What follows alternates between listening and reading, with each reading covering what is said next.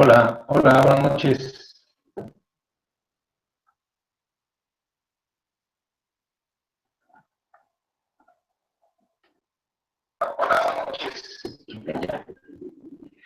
Buenas noches a todos ustedes. Muchísimas gracias por acompañarnos esta noche, como todos los miércoles en nuestro webinar.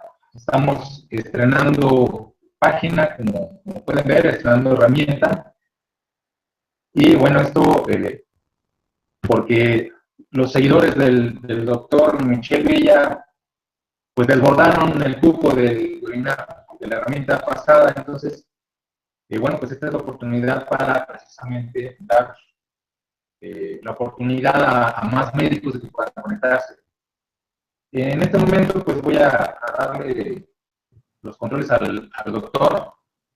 Ustedes lo conocen, el doctor Michel Villa. Él se encuentra actualmente en Puerto Vallarta y bueno, desde allá va a echarnos la mano con esta conferencia magistral. Bueno. Listo, doctor. ¿Qué tal?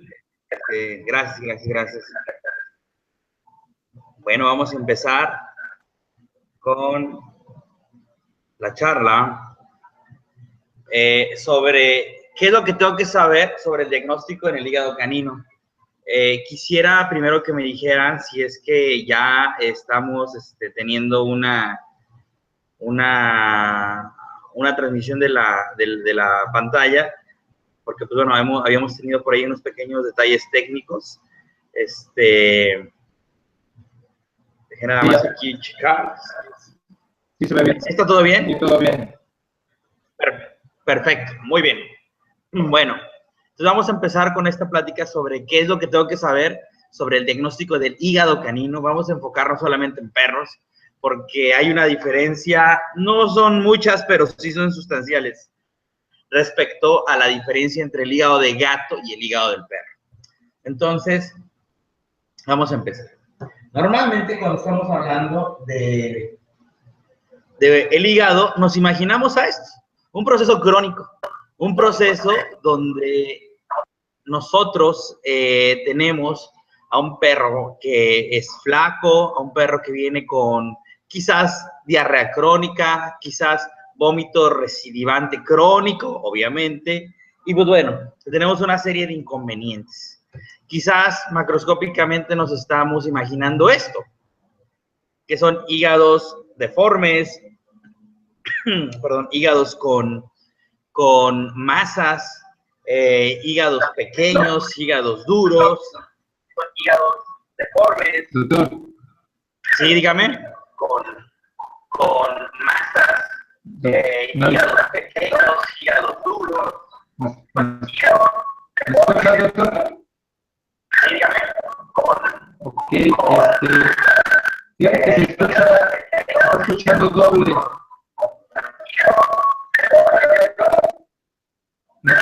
¿Perdón? ¿Tienes por ahí?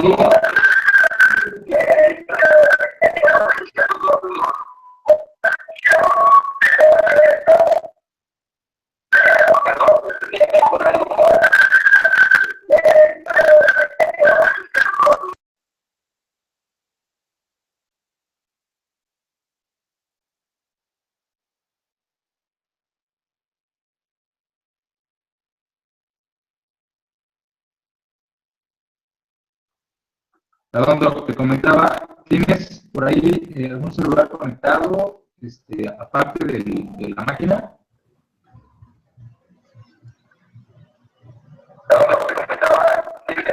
Por ahí algún celular conectado, aparte de la máquina.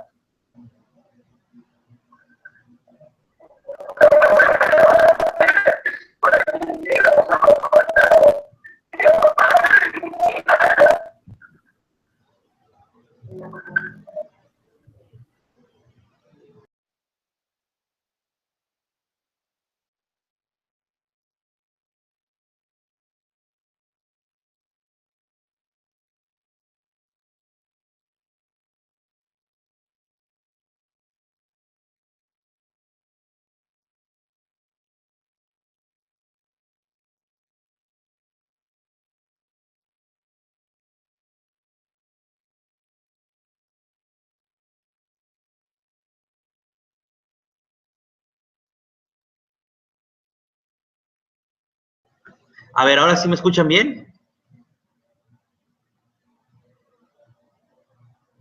Perfecto, bueno, entonces así le dejamos cualquier cosa que necesites, me hablas aquí por el celular, ¿no?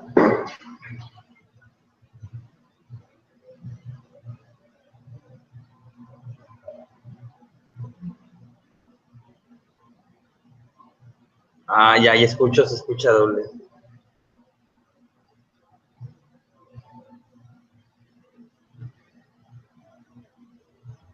Y,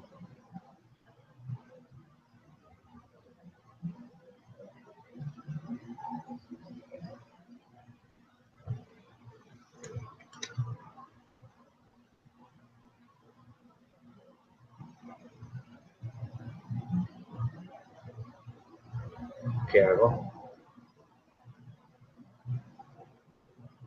Ok, va, perfecto. Háblame, bueno, ahorita cualquier cosa más por acá, ¿vale? Dale, gracias.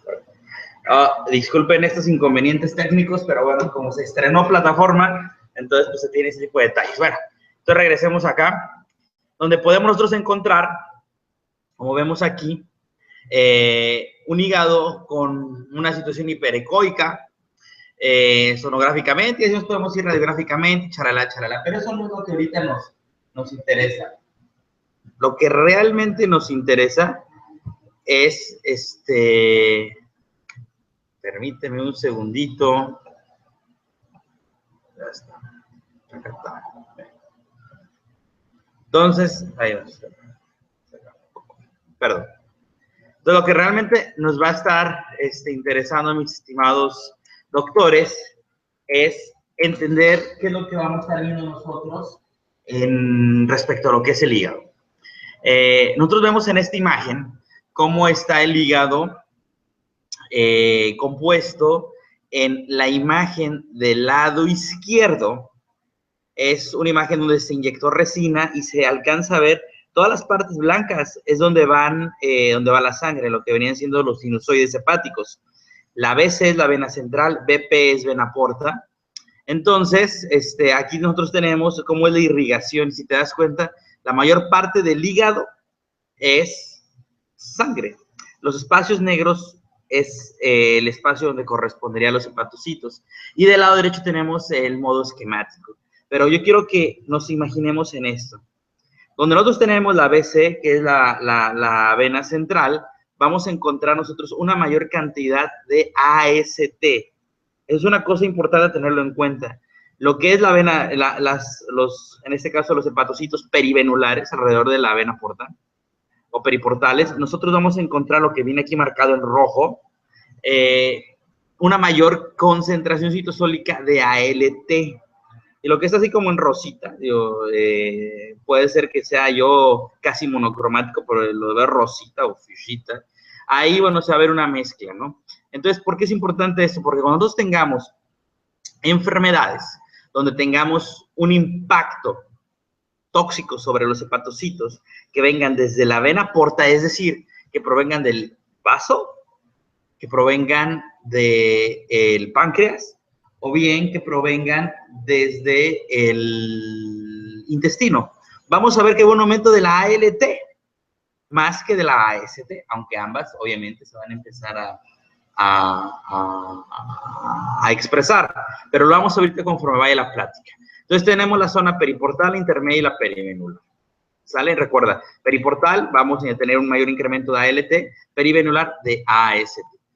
Y bueno, aquí nosotros tenemos esta imagen donde estamos viendo lo que le llama la triada portal. Vemos aquí en la V un vaso sanguíneo donde casi no hay pars muscularis o parte muscular o su fase muscular, que sería la vena porta. Aquí vemos una donde encontramos una cantidad o una parte gruesa de pars muscularis, que sea la arteria, y que es un epitelio cilíndrico simple. Pues bueno, vemos lo que es el conducto interlobular. Todo esto que está aquí azulito, eso de ahí es colágeno, lo cual nos va a ayudar a determinar sonográficamente cuando hay un edema en esta zona de acá. Vamos a ver que se va a presentar la imagen pues bueno, en el ecógrafo mucho más incrementada de estas estrellas portales y lo vamos a ver en otra presentación, porque obviamente esto es solamente sobre diagnóstico, no nos vamos a meter mucho en eso.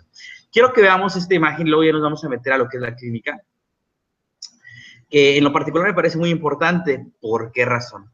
Aquí vemos en la parte baja lo que sean los hepatocitos y vemos en la parte roja superior lo que sería lo que sean los sinusoides hepáticos. Hay una pequeña delgada capa celular que vemos aquí, que sería la parte endotelial, que va a estar separando al hepatocito de la sangre como tal, es decir, del sistema sinusoidal. Este pequeño espacio que deja entre las células endoteliales y el hepatocito se le llama espacio de Dice. Este espacio de Dice es importante porque aquí es donde se va a dar el intercambio de los elementos que nos van a decir si va a funcionar o no va a funcionar el hígado. Cuando nosotros queremos hacer una protección hepática, porque mucho se ha hablado sobre protección, o sea, vamos a hacer una hepatoprotección, pero ¿qué realmente estaría siendo una hepatoprotección?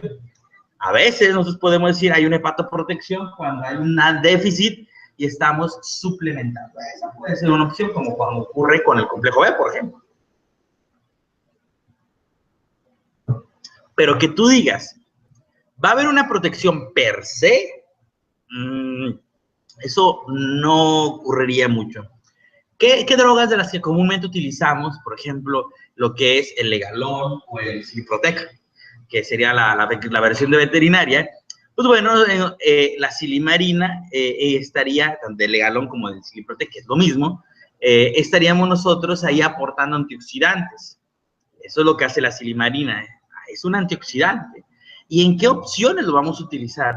Pues cuando tengamos un daño oxidativo sobre el hepatocito, y lo vamos a ver ahorita cómo pudiésemos empezar a utilizarlo. Pero en términos generales, una manera sencilla de poder tener esto en mente es cuando tengas incrementos importantes de la ALT, es cuando nosotros podemos utilizar estos antioxidantes. Antes no tiene mucho caso y lo vamos a ver en las siguientes diapositivas. Mira, en esta imagen que tenemos un hígado normal, el cual, si te das cuenta, viene representado con los vasos estables, no engrosados, los hepatocitos acomodados. Pero en el lado derecho, ¿qué vemos? Vemos básicamente infiltración de líquido e infiltración de células, los cuales nos van a dar pues la connotación del hígado enfermo. Una cosa a tener en consideración siempre es las hepatotoxinas. ¿Por qué razón? Porque sin lugar a dudas es algo de lo que comúnmente vamos nosotros a ver en la práctica. Cuando nosotros tengamos las hepatotoxinas presentes y que, dicho de una manera muy cruel, nosotros como veterinarios llegamos a ser los principales hepatotóxicos de nuestros pacientes, y quiero que veas por qué. Esta es una lista que es sacada del libro de diagnóstico del doctor Michael Willard, donde nosotros podemos ver que lo que está marcado en negro son drogas que en un hígado sano pueden producir alteraciones en las enzimas hepáticas, como es el acetaminofeno, que es igual al paracetamol, cualquier barbitúrico, por ejemplo, para las convulsiones, sería el fenobarbital, la cortisona, que es tan frecuente encontrar usos en derma y en todo lo que le duele al perro, de repente se puede suprautilizar y eso nos puede dar inducción hepática. Y la primidona, que se va a convertir en fenobarbital. Pero también en esta lista que tenemos drogas como el carprofeno, las cefalosporinas, la doxiciclina, la eritromicina, el mebendazol, los conazoles que estamos viendo acá abajo, las sulfas, la trimetoprim con sulfanimida, que estas, mis estimados colegas, son drogas que inducen una alteración en las enzimas hepáticas cuando nosotros tengamos un hígado ya sensibilizado. Es decir, que esté algo enfermo. ¿Qué es lo que te quiero decir? Que cuando nosotros encontremos que nuestro hígado o el hígado de nuestro paciente puede estar afectado y damos cefalotina, cefalexina, ceftriaxona, podemos dañar más al hígado. ¿Y cuál es uno de estos ejemplos? Hay ejemplos muy comunes. Un ejemplo es cuando el paciente viene afectado por una gastroenteropatía o en las zonas donde hay Ehrlichia, que sospechamos o confirmamos que tiene Ehrlichia. Si nuestro hígado o el hígado de nuestro paciente ya viene sensibilizado, bien enfermo, lo que nosotros podemos hacer es ayudar a la buena complicación de nuestros pacientes. ¿Por qué? Por usar drogas, las cuales nos van a ayudar a empeorar a nuestros pacientes. Claro, están indicadas para el tratamiento o para la causa principal, pero es aquí donde nosotros vamos a tener el criterio clínico de utilizar drogas de segunda elección, no son las de primera elección, pero que nos pueden dar cierta protección. Ejemplo de ello es si nosotros tenemos un paciente que viene con una insuficiencia hepática aguda y nosotros le administramos ceftriaxona, podemos llegar nosotros a generar una inducción en este hígado de este paciente. Esto, pues bueno, tú lo puedes encontrar en el PLUM sobre la nutrición de la ceftriaxona. ¿Y por qué hablo de la ceftriaxona? No porque sea un mal medicamento, claro que no. Nosotros precisamente anoche, a eso de las 3, 4 de la mañana, estamos administrando ceftriaxona en un paciente que se complicó con cáncer hepático, pero estaba funcional ese hígado. Es decir, nosotros tendríamos que valorar que nuestro hígado esté funcional para poder de esa manera nosotros utilizar este tipo de drogas, ¿sale? Y creo que es muy importante que lo tengamos en cuenta, ya que si lo pasamos por alto, se nos puede ir por ahí algún paciente que lo compliquemos. Y yo te voy a confesar, hace un par de meses, o bueno, como 4 meses, nos pasó que no llenamos un protocolo como tenemos que llenar y se nos hizo fácil en un paciente que tiene una dermatopatía mandar cefalosporinas. En ese caso, le mandamos cefalexina. Bueno, ese paciente se nos complicó del hígado. Se puede escuchar un poco lejos de la realidad, pero créanme, mis estimadas doctoras y doctores, es relativamente frecuente que logremos dañar a nuestros pacientes. Bien, entonces, nosotros vamos a ver. Me están diciendo, mi estimado, que se cortó. ¿Me están escuchando, doctores, o no me escuchan? A ver, yo te escucho y te veo bien. Déjame ver.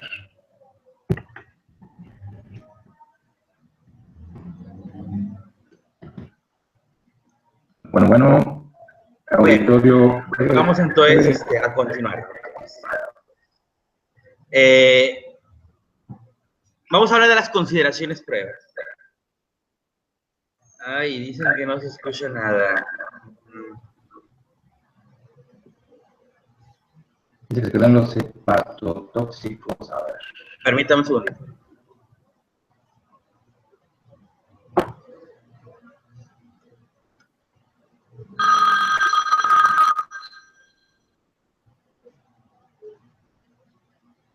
Ok, ¿no se está escuchando, mi estimado?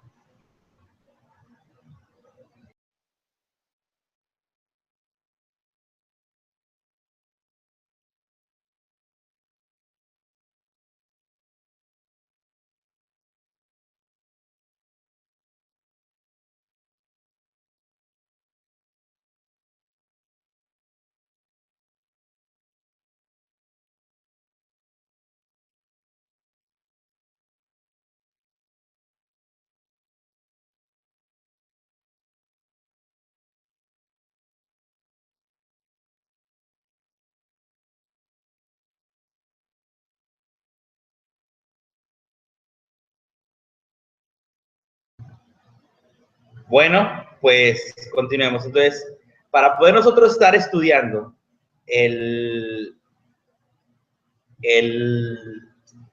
al hígado, es importante que nosotros consideremos que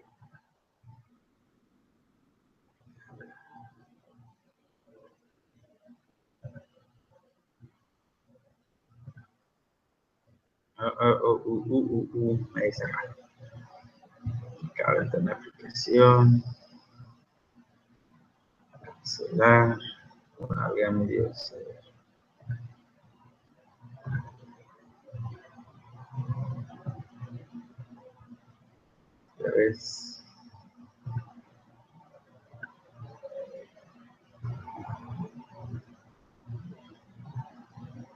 Ya, aquí estamos. Entonces, aquí tenemos que ver que se han estudiado más de 100 pruebas, las cuales nos van a decir cómo está la funcionabilidad hepática. De todas estas pruebas, la mayoría se han estado estudiando en investigación. Sin embargo, son pocas las que vamos a estar nosotros viendo en la práctica clínica. Dentro de esto, es importante que nosotros tengamos en cuenta lo que ya está estudiado en perros. Y nosotros tenemos este manualito de la WhatsApp, en donde nos da los estándares de diagnóstico histológico en las enfermedades de perros y gatos. Y bueno, ¿qué tenemos? Tenemos nosotros como una de las clasificaciones que está el daño hepatocelular reversible, el cual se va a dar por la hepatopatía inducida por drogas, por lipidosis hepática, sobre todo en el gato, y en las inflamaciones hepatocelulares. También tenemos nosotros la amiloidosis hepática. La amiloidosis hepática es una infiltración de proteína amiloide, la cual va a hacer que el espacio de Dice, ¿te acuerdas cómo estuvimos explicando que se veía entre el hepatocito y el endotelio un pequeño espacio? Ese espacio de Dice se empieza a llenar de sustancias y se empieza también a infiltrar los hepatocitos. Esto va a dar como resultado que nuestro paciente se ponga cada vez con menor cantidad de hepatocitos disponibles.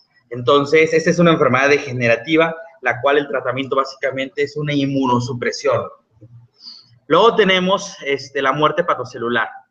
Esta muerte hepatocelular es también súper frecuente y se da cuando los clientes les ofrecen paracetamol. Ese paracetamol va a llevar a que nuestros pacientes poco a poco empiecen a caer en una insuficiencia hepática, o si la droga o la cantidad fue alta, pues bueno, vamos a tener como resultado, si más de 150 miligramos sobre kilogramo de perro fueron ofrecidos a este paciente, vamos a tener una situación donde la mitad de la población se va a morir. De hecho, hay una manera de predecir cuando nosotros tengamos una intoxicación con paracetamol. Esa intoxicación con paracetamol nosotros la vamos a poder cuantificar. Si tenemos menos de 600 miligramos, pero en unidades internacionales sobre litro de ALT, la posibilidad de que nuestro paciente salga adelante es muy alta. Pero existe una situación cuando nuestro paciente tiene más de 2.000 unidades internacionales de ALT, de la adenina-aminotransferasa. Es cuando nosotros vamos a ver que esos pacientes, la gran mayoría, van a fallecer. Entonces, pues bueno, vamos a ver qué vamos a estar observando en nuestros propios pacientes. Y mira, te voy a decir una cosa, va a venir más adelante una diapositiva, pero es importante que nosotros tengamos uno claro. Si existe la posibilidad de que vengan con una intoxicación con paracetamol, tratémoslo. La acetilcisteína, que es el medicamento de elección, es un antioxidante, la cual lo vamos a dar vía oral, incluso si el perro está vomitando, que es una pregunta muy frecuente. Oye, y si vomita, le vamos a estar dando a nosotros el paracetamol, la acetilcisteína. La respuesta es sí, porque es la vía más rápida en la cual nosotros podemos embeber al parénquima hepático a través de la administración oral, absorción intestinal, vía porta va a llegar al hígado y se va a embeber entre todos los sinusoides para hacer esa acetilcisteína. Aquí en México, nosotros la encontramos bajo el nombre o la denominación de ACC, de Laboratorio Sandoz, y la dosis para una intoxicación con paracetamol es de 280 miligramos por kilo de peso como dosis inicial, de ataque, de arranque, de embebido, como lo quieras llamar. Y después se va a una dosis de 140 miligramos kilo cada 6 horas. Entonces, esto sería como que el manejo a grandes pasos de lo que estaríamos viendo ahí, ¿no? Entonces, veamos. tenemos la hepatitis aguda. En la hepatitis aguda, doctores, nosotros, ¿qué vamos a ver? A ver, que no estoy compartiendo la pantalla. Caray, a ver, entonces déjame de nuevo, va para afuera, para acá, vente la aplicación. ¿Qué hago aquí? Ay, Dios, es que aquí un problema porque no tenemos nosotros... Una disculpa, ¿no? Que aquí se nos hizo... No se preocupe. Hizo bolas como se saturó el otro sistema. Sí, no se preocupe, Doc. De tu lado izquierdo hay un botón verde para compartir la pantalla. Exacto. Luego tenemos acá. Ahí está. Ahí está, ahora sí. Entonces, aquí es donde nos quedamos en muerte hepatocelular. Bueno, 4. Tenemos la hepatitis aguda, hepatitis crónica, la cual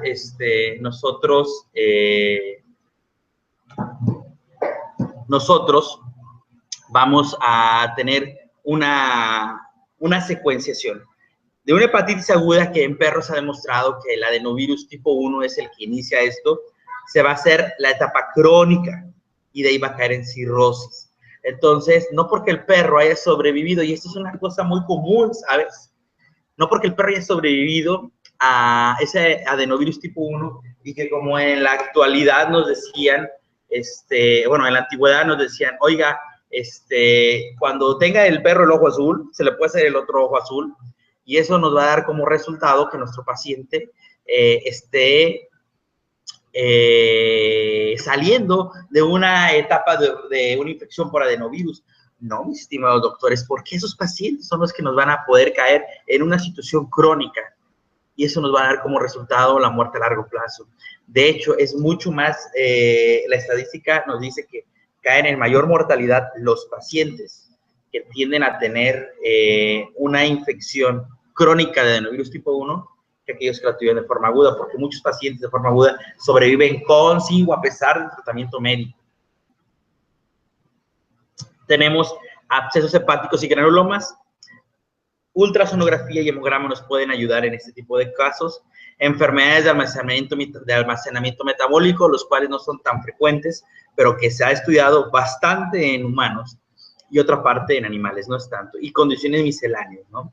Las cuales no son tan comunes, pero si nosotros queremos quizás englobar en la estadística daño hepatocelular reversible, muerte hepatocelular por tóxicos y afecciones como hepatitis aguda hacia la crónica, vamos a tener más del 80% de la casuística. ¿Sale? Bueno, veamos. ¿Cuáles son las consideraciones previas? 1. No es posible que un solo analito descarte o confirme una hepatopatía. Es una realidad, ¿sale? Segundo, las funciones del hígado son variadas, por eso es que es posible que los analitos se alteren de la misma manera o no se alteren de la misma manera. Lo vamos a ver más adelante.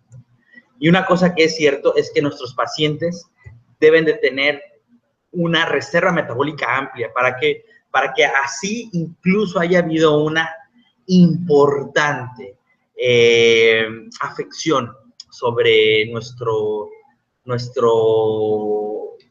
paciente, el hígado tenga reserva metabólica para poder solventar las funciones básicas de la vida, como es la producción de glucosa. Imagínate, se ha estudiado y de 6 a 8 miligramos kilo es la cantidad de azúcar que está produciendo tanto el hígado en concordancia con el sistema endocrino, de 6 a 8 miligramos kilo minuto de azúcar.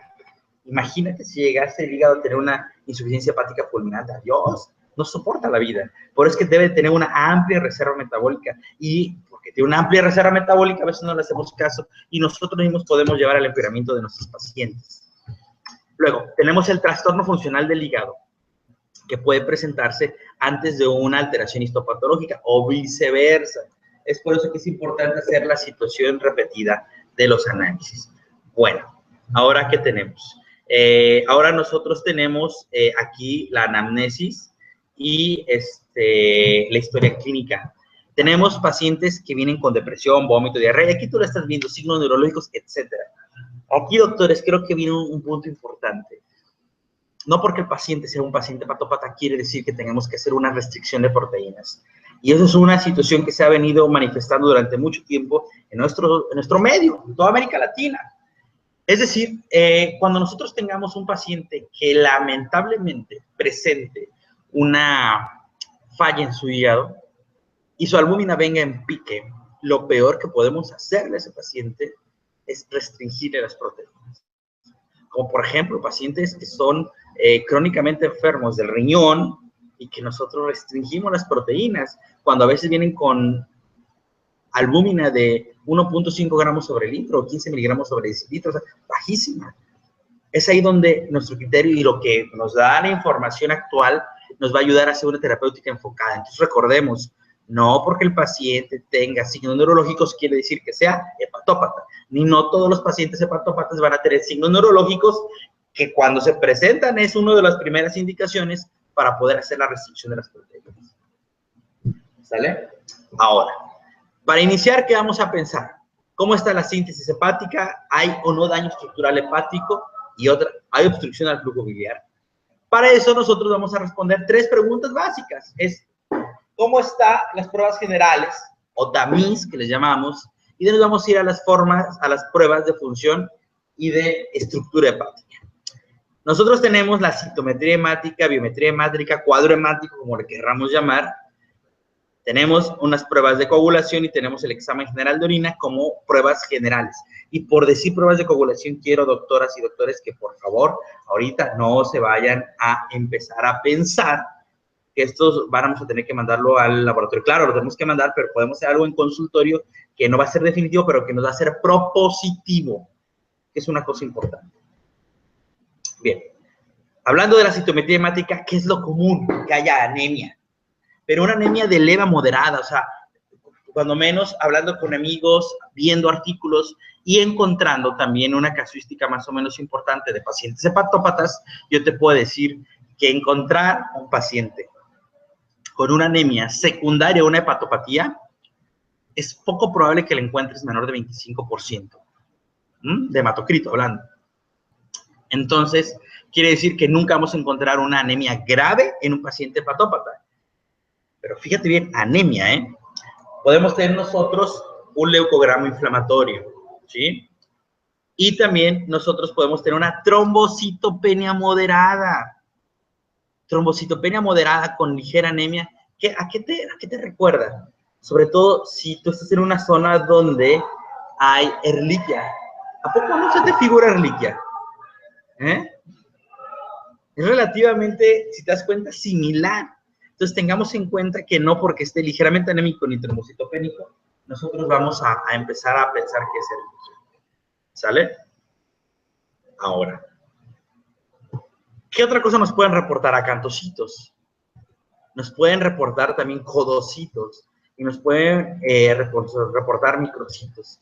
Esas 3 alteraciones son las que nosotros empezamos a conjugar con la posibilidad de que ese paciente pueda tener una hepatopatía. Ojo, la posibilidad, ¿sale? Hablando de las pruebas de coagulación, es importante que sepamos que todos los factores, de excepción del 8, se sintetizan en el hígado. Pero hay una prueba que aquellos que han asistido a los cursos que hacemos en nuestra clínica, ya se la saben de memoria, que es la prueba de formación de coágulo en tubo. En esta prueba de formación de coágulo en tubo, nosotros vamos a tener un paciente el cual va a tener en la extracción en un tubo de micromatocritos sin anticoagulante una, ¿cómo te lo nombro? Vamos a tener un aumento del tiempo de formación y esto va a dar como resultado que nuestro paciente pueda caer en hemorragia de una manera mucho más fácil que un paciente normal. Esto es uno de los primeros indicios que te dicen, oye, doctora, doctor, manden a hacer una prueba, por favor. Una prueba de coagulación como tal. Entonces, la prueba de formación de coágulo en tubo es usted toma sangre sin anticoagulante, perdón, lo coloca en un tubo de microhematocrito y a los 4 minutos empieza a romper ese tubito. ¿Para qué rompe ese tubito? Para poder colocarlo sobre una servilleta y empezar a jalar sangre de ahí. ¿Para qué? Para ver cuando coagule. Cuando ya no salga sangre, quiere decir que ya coaguló. Entonces, nosotros empezamos a hacer esta prueba cada 30 segundos y eso nos va a dar como resultado, si lo estamos haciendo cada 30 segundos, que nuestro paciente tenga la oportunidad de detectar de una manera temprana en la clínica.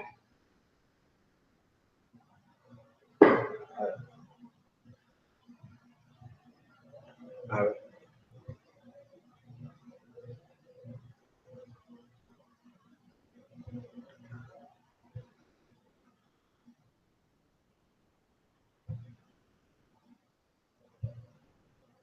Perdone, pero parece que se fue esta situación.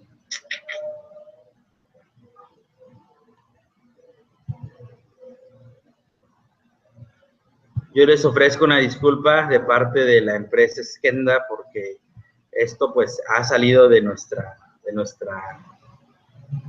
contexto, ¿sabes?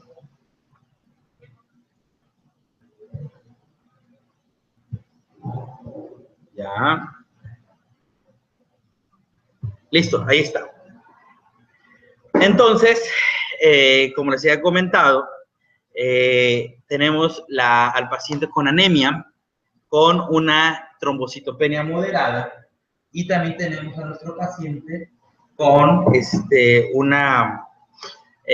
con un cuadro que puede semejarse a Ehrlichia. Por eso es importante no solamente guiarnos en la situación de decir, hay Ehrlichia por anemia y trombocitopenia, sino hay que corroborarlo, porque si llegásemos a pensar que con esto puede tener Ehrlichia y nosotros damos tratamiento con cortisona y doxiciclina, que son dos cosas comunes, ¿qué vamos a tener? Vamos a tener como resultado que nuestro paciente puede tener una hepatopatía y nosotros le vamos a dar hepatotoxinas. Recuerda, doxiciclina y cortisona son dos de las hepatotoxinas importantes. Bien. Luego vamos a ver los reportes de los acantocitos, de los codocitos y de los microcitos que me pueden indicar o hacer la sugerencia de que hay un proceso de una hepatopatía. Entonces, hablábamos de la prueba de coagulación, la cual se va a hacer en la prueba de formación de coágulo en tubo, en la cual nosotros vamos a tener una pequeña cantidad de sangre sin anticoagular extraída directamente al paciente, la colocamos en un tubo de microhematocrit sin anticoagulante y ahí lo vamos a dejar 4 minutos. Al cuarto minuto le damos a mover. Si vemos que se desplaza, lo dejamos. A los 4 minutos y medio, y así lo vamos a hacer cada 30 segundos, vamos a empezar a mover ese tubito. Cuando ya veamos que la sangre no se desplaza, nos puede empezar a indicar que se empieza a coagular. ¿Qué vamos a hacer? Vamos a romper un poquito ese tubito y vamos a colocarlo en papel para poder de esa manera jalar esta sangre y poder ver si ya se hizo un coágulo. Si no sale después de haberlo aplicado sobre el papel, entonces, ¿qué nos estaría indicando? Pues que nuestro paciente tiene una falla en su coagulación cuando es más de 7 minutos. Es importante tenerlo en cuenta. ¿Y qué va a pasar en el examen general de orina? En el examen general de orina nosotros vamos a encontrar que hay bilirrubinuria. Cuando hay bilirrubinuria, en el caso del perro, me puede indicar una hemólisis y en el caso del perro y el gato, una colestasis. ¿Por qué? Porque en el caso del perro, en la hemólisis, nosotros vamos a tener como resultado que el riñón fisiológicamente es diferente al del perro, al del gato, al de nosotros los humanos y al del hurón, porque el riñón tiene la capacidad fisiológica de conjugar ácido glucurónico con bilirrubina. Cuando esto ocurre, entonces se produce bilirrubina, la cual con el ácido glucurónico combinada va a ser hidrosoluble y por eso que va a poder salir a través de la orina. ¿Sale? Ahora, cuando nosotros encontramos o nos reportan cristales de biurato de amonio, hay que pensar y hay que tratar de cuadrar si es que estos cristales están presentes en un perro que además tiene signos del sistema nervioso central. Porque si es así, pudiésemos tener un paciente que tiene una disminución de la masa funcional, como puede ser en 2 casos clásicos del libro, sería el shunt portosistémico y 2, lo que sería la cirrosis hepática. Y la hipostenuria, ¿por qué vamos a encontrar hipostenuria? Porque en estos pacientes hepatópatas, nosotros vamos a ver que este paciente va a empezar a producir una menor cantidad de albúmina. En un paciente con una hepatopatía crónica, como va a tener una menor producción de albúmina, ¿qué va a dar como resultado? Que ese mismo paciente va a empezar a no retener agua en los vasos sanguíneos, se va a empezar a fugar cuando pasen en el riñón. Eso va a dar como resultado que la orina vaya más diluida. Una característica es que nunca vamos a encontrar en esos pacientes con hipostenuria una densidad urinaria, incluso en deshidratación mayor de 1030, siempre va a estar de 1020 para abajo. Claro, hipostenuria, aquí ya nos vamos a la definición ortodoxa, vamos a encontrar que hipostenuria es la disminución de la osmolaridad menor a 280 milosmol en la orina, que dicho sea de paso, en el refractómetro nosotros lo veríamos como menor a 1008. Cuando nosotros tengamos menos de 1008 nos va a decir dos cosas. Uno, que puede ser ese paciente hipoalbuminémico y tener secundariamente, no estrictamente, pero sí secundariamente, una insuficiencia hepática donde no es capaz el hígado de producir suficiente cantidad de albúmina, o bien hay una fuga de albúmina en otro lugar y por eso es que se está disminuyendo la cantidad de sangre. O bien que el riñón está perfecto, porque un riñón que puede excretar más agua de la que recibe, nos habla de que tiene una funcionabilidad en los túbulos perfecta. ¿Sí? Entonces, aquí vamos nosotros a pensar que estos pacientes hipostenúricos vamos a tener dos diferenciales. Riñón perfecto y segundo, hígado insuficiente. Pensémoslo por ahí. Vámonos hacia adelante. Tenemos entonces que si las pruebas generales, es decir, las pruebas TAMIS, de nuevo te repito, citometría hemática. 2. Prueba de formación de coágulo en tubo. Y 3. Examen general de orina con urobilinógeno, bilirrubinuria, cristales de biurato de amonio o hipostenuria, cualquiera de estos 4, podemos pensar en que el hígado puede estar enfermo y es entonces cuando vamos a mandar pedir un perfil hepático.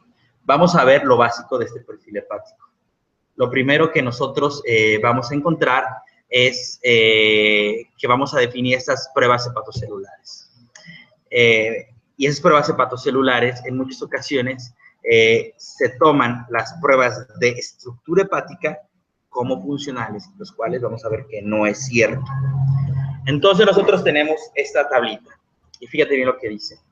Aunque las mediciones de las enzimas hepáticas son en ocasiones consideradas como pruebas de función hepática, en realidad reflejan la integridad de membrana del hepatocito, es decir, que los hepatocitos no se están rompiendo. También me dice que no se está necrosando el hepatocito, ni que tampoco hay necrosis del epitelio biliar, o colestasis, o fenómeno de inducción, como sería con las hepatotoxinas que vimos hace rato.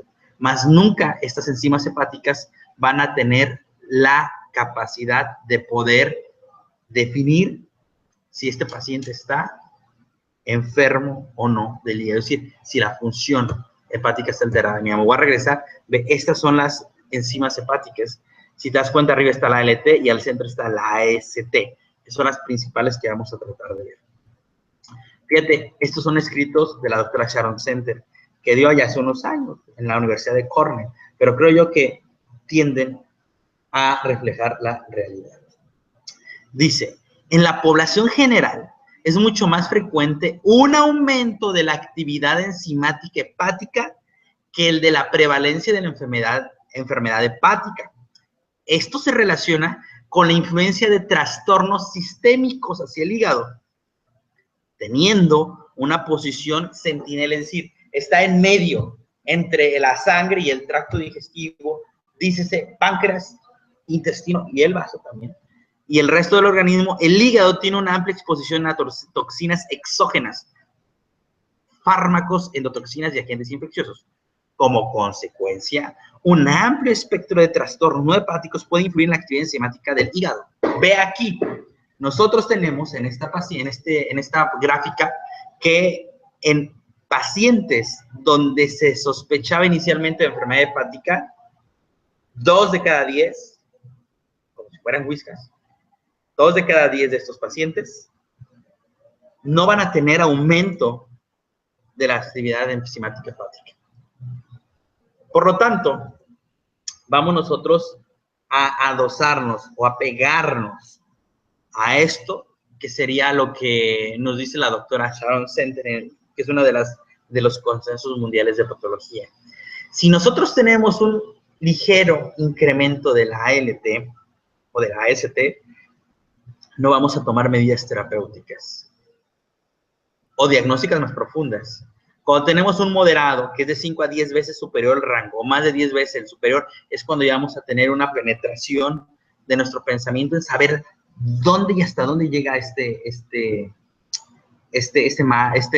enfermedad, este paciente. Mira, en términos generales, la mayor parte de los laboratorios va de 70 a 110, la cantidad máxima de ALT que te reportan. En humanos es de 50 a 40, depende mucho también del laboratorio.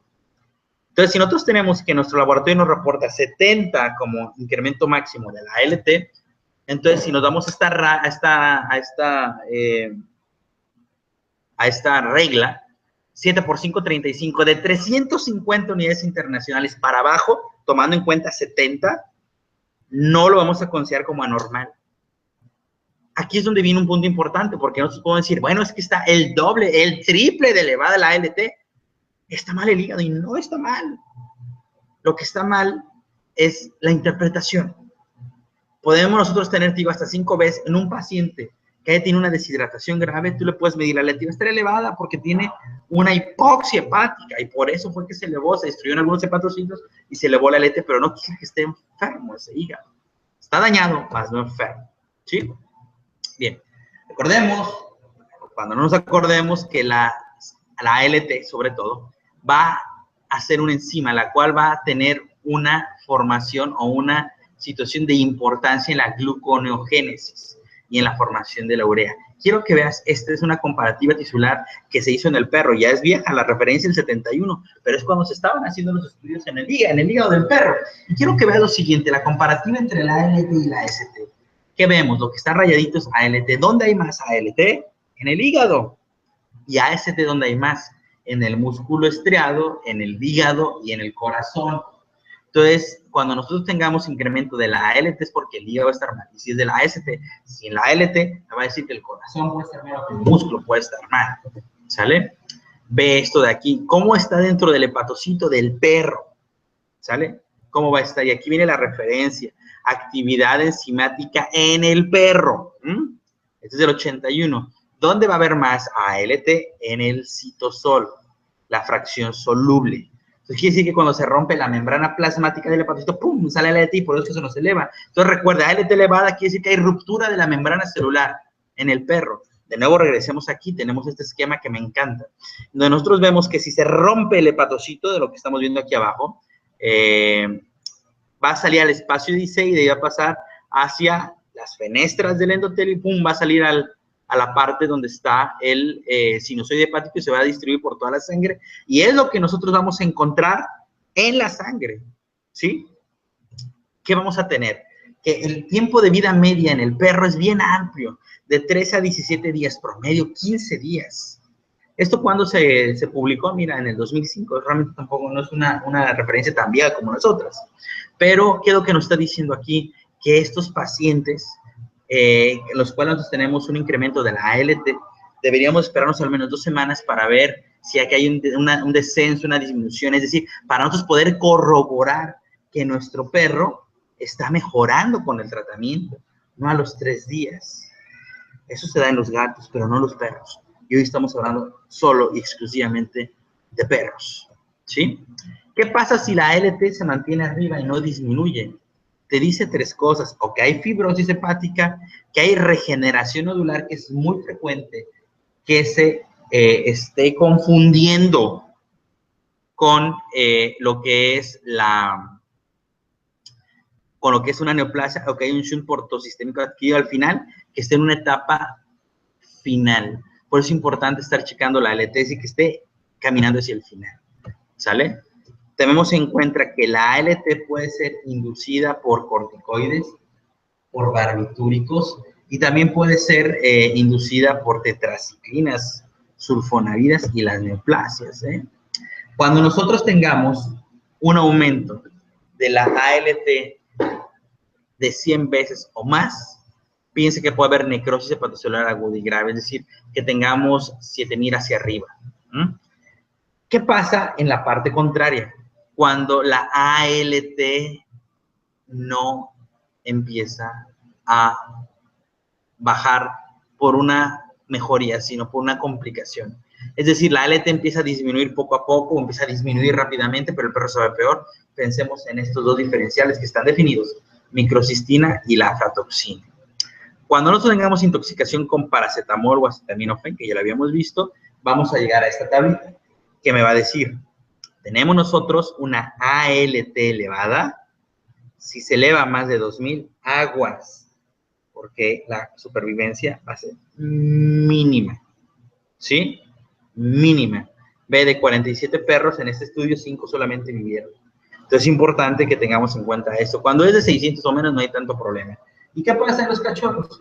Fíjate bien, en los cachorros nosotros vamos a encontrar que si nosotros tenemos un incremento de 30 veces y la signología clínica es compatible con adenovirus, mejor dicho, cuando tengamos un incremento de más de 30 veces, la ALT es muy compatible que el cachorro tenga adenovirus canino. Y eso es importante, ¿para qué? Para dar tratamiento a largo plazo. Y es algo que de repente no se nos ocurre porque es algo que no está muy difundido. Está estudiado por la WhatsApp, como vimos, pero no está difundido. Y es ahí donde creo yo que podemos nosotros empezar a hacer una diferencia en nuestros pacientes para darle seguimiento y no decir, ah, mira, se le puso el ojo azul, ponle entonces esos polvitos oculares y ya, que le vaya bien. O póngale usted solución hipertónica y con eso va a tener tampoco, porque podemos estar dejando ir un paciente a una muerte segura paulatina. Se hizo un estudio en Cornell y mira lo que se encontró. Aquí se encontró que solamente en la necrosis se elevó la ALT. Siempre. Pero ve, en las neoplasias, en la mitad de las neoplasias, la ALT hepáticas no se elevó, doctoras y doctores.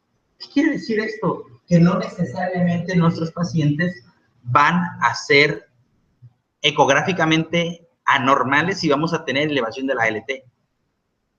¿Capichi? ¿Sí me van siguiendo la idea de esto? Por eso es que cuando vamos a utilizar esos protectores hepáticos, cuando la ALT esté elevada, no antes.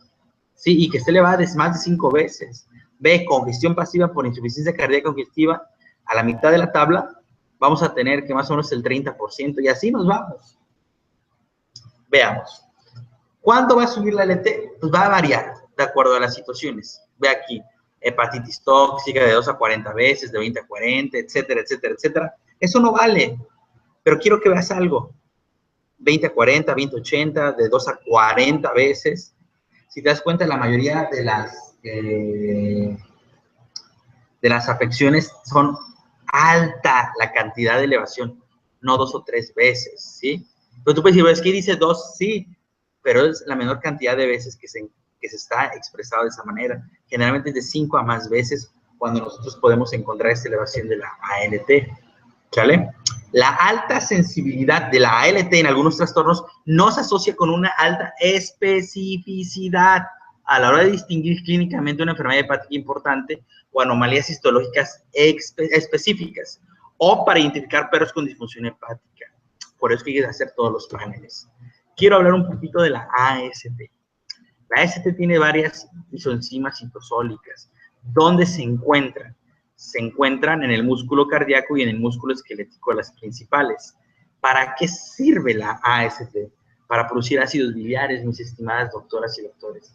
Para eso sirve la AST, para producir ácidos biliares. Es decir, de cierta forma participa en la situación en las sustancias colagogas, lo cual es importante porque nos va a ayudar a mantener una buena funcionabilidad del hígado, perdón, de las vías biliares, va a estar como limpiando. Eso, no la AST, sino lo que va a hacer que es producir ácidos biliares y va a mantener una estabilidad en todo nuestro paciente. ¿Qué es lo que vamos a encontrar? Que la AST se puede elevar por lesiones musculares. Por eso es que el panel viene acompañado siempre de lo que es la CK. ¿Cuándo puedo aumentar solamente la AST? A ver, otra vez.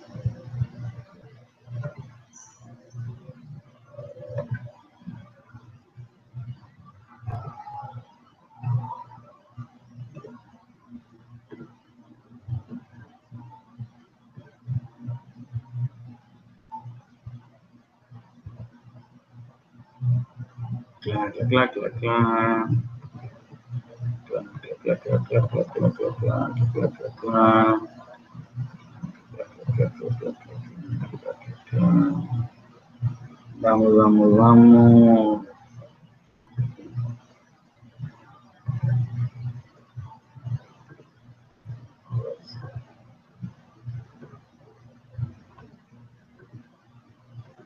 Ya está.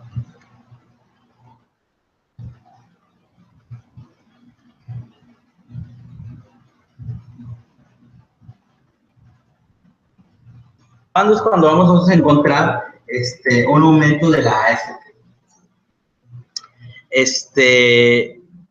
Vamos a encontrar un aumento de la AST en neoplasia metastásica hepática o muscular, en situaciones inflamatorias sistémicas o insuficiencia cardíaca congestiva. Es importante que esto lo tengamos en cuenta, doctoras y doctores, en nuestros paneles. Y por eso es importante acompañarlos de imagen, por ejemplo, una sonografía. Pero quiero que veas aquí cómo la AST se presentó en 3 enfermedades. ¿Te acuerdas que la ALT solamente se presentaba en necrosis? Pues aquí la AST no en todas las pacientes con necrosis se va a presentar, pero sí en insuficiencia hepática y en enfermedad obstructiva biliar nosotros vamos a encontrar un aumento de esta AST. Entonces, si la AST está elevada, fíjate en las vías biliares. ¿Cómo puedes saber clínicamente si esas vías biliares están bien? Pregunte si no ha habido diarrea crónica o recidivante. Si puede, haga una prueba de Sudan 3 para verificar que no haya grasas en esas heces. Es decir, nosotros podemos estar viendo de distintas formas cómo está este paciente a través de la observación de las pruebas de laboratorio, ¿sí? Si hay diarrea o hay atorrea y tienes ACT elevada, pues bueno, hay que hacer una sonografía para ver esas vías biliares. Sí me doy a entender, insuficiencia hepática. ¿Cómo nosotros vamos a encontrar insuficiencia hepática en esos pacientes? Primero, porque puede empezar a tener edema o acumulación en terceros espacios. Nosotros también vamos a poder encontrar que aumenta la frecuencia respiratoria por edema pulmonar. Nosotros vamos a verificar que produce debilidad porque no produce suficiente azúcar, etcétera, etcétera, etcétera. Y eso ya lo veríamos en lo que serían las pruebas, en las pruebas de función hepática. La CK. La CK, en el caso del perro, no debe de pasar de 500, es decir, de 460 unidades sobre litro para abajo. Pero cuando nosotros encontremos que la AST esté elevada, y también queremos nosotros verificar esta CK, o mejor dicho, vamos a hacer la CK para poder corroborar que esta AST no es de origen muscular. Y ahí lo que nosotros vamos a encontrar es que si vemos que hay más de 10.000 unidades internacionales en ese paciente, pues podemos pensar si es muscular, o que haya 2.000 o más, pero de manera repetitiva para pensar que ese músculo viene mal. Y claro, corroborarlo con una sarcopenia. Entonces, vamos a tener la GGT. Aquí viene en esta pantalla, aquí tienes en esta pantalla el resumen de lo que es la GGT. Y lo que nosotros vamos a estar viendo es que esta GGT es realmente o participa dentro del sistema antioxidante. Y eso da como resultado que nuestro paciente que llegase a tener una neoplasia hepática, si encontramos la GGT elevada, nos va a dar un factor de pronóstico donde la terapia con citotóxicos es muy probable que no vaya a resultar. O sea, de cierta forma, si te das cuenta, nosotros podríamos empezar a tener una visión más global manejando estas enzimas. La GGT no es hepatoespecífica, se encuentra en varios órganos, mira, velos ahí, hígado, páncreas, riñón, vesícula, intestino, bazo, etcétera, etcétera, etcétera. ¿Cuáles son las más comunes? Obviamente la hepática, porque la renal se excreta a través del riñón, o sea, a través de la orina. La pancreática a través del jugo pancreático. Entonces, cuando nosotros encontremos que la GGT esté elevada, por lo general lo que me va a decir es que, uno, la actividad microsomal de hepático esté elevada, o bien que empezamos a ver alteración en los conductos biliares o los conductos de Hennig que estamos viendo ahí. La GGT también se va a elevar con algunas drogas, como es la kanamicina, la gentamicina, el fenobarbital, la ranitidina, meloxicam, carprofeno, dexametasona, prednisona. Esto tengámoslo en cuenta, que en el perro se nos va a empezar a elevar. También tenemos que la GGT se puede elevar en las cuestiones de necrosis hepáticas, etcétera, etcétera, etcétera. Y quiero que veas aquí. Ve esa imagen y ese tumor en ese corte. ¿Qué es lo que estamos nosotros observando? En la imagen, una neoplasia, cambio en la ecogenicidad. Y en el corte estamos viendo la neoplasia. Si nosotros encontramos que la GGT se eleva, tratemos de ver mejor la opción quirúrgica antes que la citotóxica. Para eso nos serviría. Y la fosfatasa alcalina. Esta fosfatasa alcalina, por lo general, cuando se eleva sola, nosotros podemos pensar que hay alguna neoplasia. Y esto es importante tenerlo en cuenta porque cuando la fosfatasa alcalina se eleva junto con el calcio, no es que me diga hay una neoplasia, pero me está sugiriendo puede haber una neoplasia, busquémosla. Porque a veces lo único que encontramos es elevación de esto, mínimo o moderado, y no sabemos qué hacer. ¿Y qué le damos? Cholale, galón y váyase a casa. No se trata de eso. Se trata de buscar cuál puede ser la causa. ¿Qué cosas nos van a dar que la fosfatasa alcalina se empiece a elevar? Bueno, lo que normalmente me va a dar una inflamación, lo que me va a dar una elevación es una inflamación. Y segunda, una inducción a través de las drogas. Como estábamos viendo, la fosfatasa alcalina no es una enzima que esté, o no es un sustrato que esté ahí depositado para cuando se utilice, no. Siempre que veamos fosfatasa alcalina elevada es porque hay una inducción. Algo hizo que se elevara esa fosfatasa y lo primero que vamos a hacer es voltear a la historia clínica, a ver qué drogas le hemos dado. Sobre esas drogas que nosotros les hemos dado es que nosotros vamos a poder determinar o ayudar para poder buscar si, o para poder tener si es la droga, es otra cosa. ¿Qué es lo común? Cuando tú tienes que la droga es la que está elevando el proceso de la fosfatasa o la cantidad de fosfatasa, entonces separas la droga, la quitas y vuelves a medir después. Unos 5 días, de 3 a 5 días en el caso de la fosfatasa. Si igual, busca otras cosas. Ve en la pantalla. ¿Qué estamos viendo aquí? Estamos viendo un hígado que parece lleno de tumores, de neoplasias. Y realmente este hígado es el estado previo hacia una cirrosis. Son regeneraciones nodulares, las cuales van a dar como resultado que nuestro paciente pueda llegar a fallecer. Y mira, ve aquí que estamos viendo en este paciente. Ve qué diferente se ve una neoplasia, que se ve como grasita infiltrada en el hígado, a esta que son bolas. ¿Te das cuenta? Mira, una, otra. Es importante, por lo tanto, que cuando nosotros tengamos a este tipo de pacientes con una neoplasia y nosotros hagamos una laparotomía exploratoria, tratemos de buscar esto y no por ver esto, que son bolas, digamos, es una neoplasia, es un tumor. Puede ser el resultado final de una infección por adenovirus tipo crónica, a diferencia de una neoplasia como vemos aquí en este colonangiocarcinoma. Bien, doctores. Quisiera con esto dejar solamente un precedente sobre qué es lo que nosotros vamos a tener que estar buscando cuando tengamos un paciente con una sospecha de una hepatopatía. Primero es cómo está su tiempo de formación de coágulo. ¿Hay ligera anemia? ¿Hay ligera trombocitopenia? Si la respuesta es sí, y encontramos en el examen general de orina bilirrubina presente, ácidos biliares, encontramos que orina mucho y que en el examen encontramos menos de 1008 de densidad urinaria, podemos pensar en el hígado.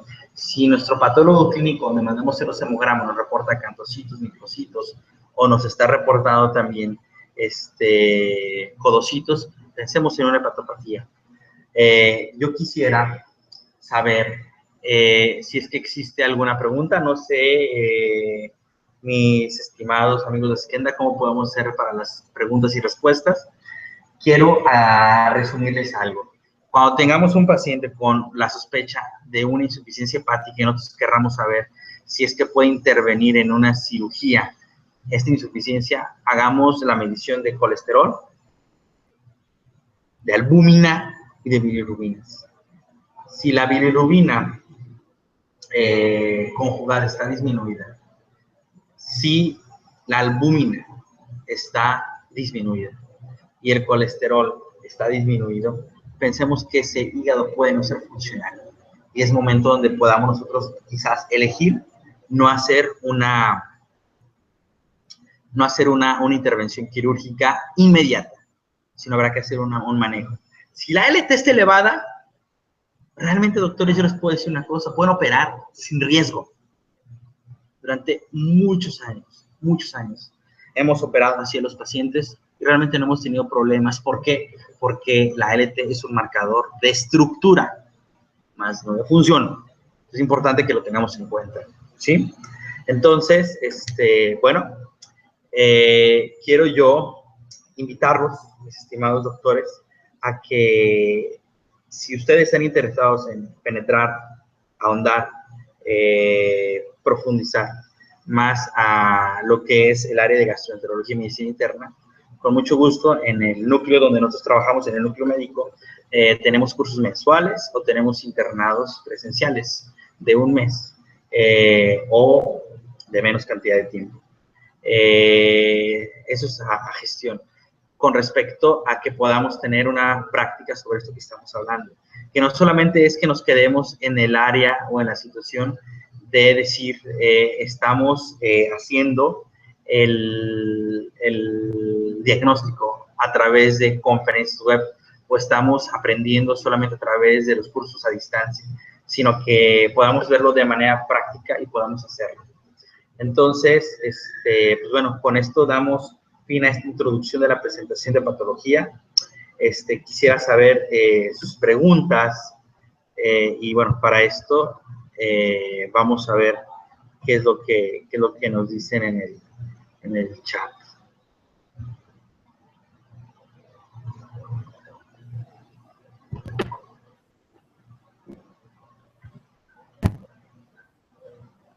Gracias, Doc. Bueno, creo que hay una pregunta de César González. ¿Sí la puedes ver?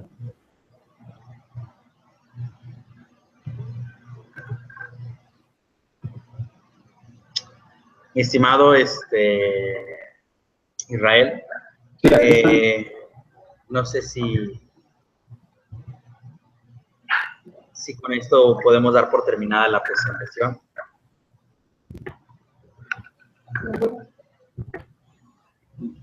Bueno, ahora estamos solicitando... Bueno, parece que nos quedamos aquí un poquito varados en el limbo, así es que yo les quiero agradecer y pues bueno, estamos en contacto, ya vieron ahí las formas de contacto, cualquier cosa, estamos para servirles. Muchas gracias. ¿No me oyes? Doctor, ¿no me oyes? ¿Ah?